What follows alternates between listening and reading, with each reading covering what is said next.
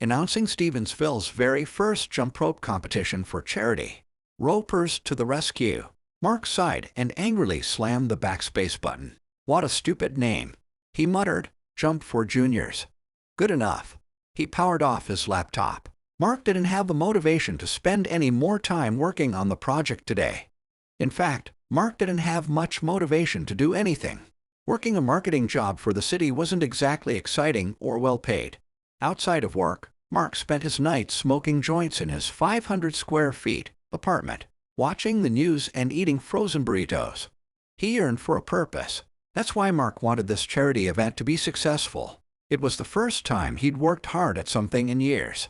It gave him that sense of purpose he longed for. Even Mark's boss seemed a little impressed when Mark pitched the idea to the department.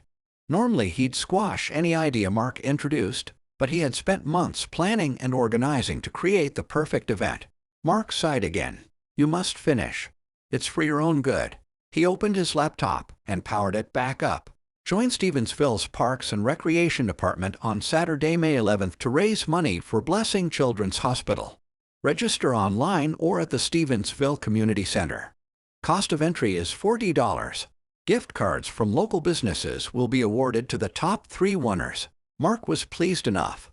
Tomorrow he would add some frills and hand it in to his boss for approval. His boss inspected it carefully and handed it back to Mark without looking at him. Yeah, sure, it's fine enough. You can post it. He made sure every one of his coworkers received a copy before posting it online. The more the attendees, the better it was for Mark. He'd finally have something he could be recognized for. 2 months later, it was the day of the event.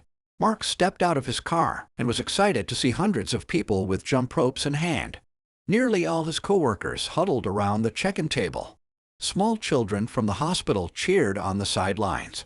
He smiled at his success. A voice on a loudspeaker rang from above. Jumpers, we will be starting in 1 minute. Please get in your positions. Mark watched as the crowd quickly gathered in the center of the plaza. 30 seconds, jumpers.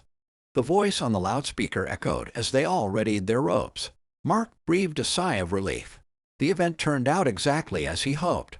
Just a bunch of miserable fuckers pretending they are good people. This country's gone to shit. He chuckled, and it was the first time he had genuinely laughed in years. At least I'm going out with a bang. Mark walked towards the center of the crowd. Unzipping his jacket, he removed the detonator from the vest strapped to his chest and placed his thumb on the top.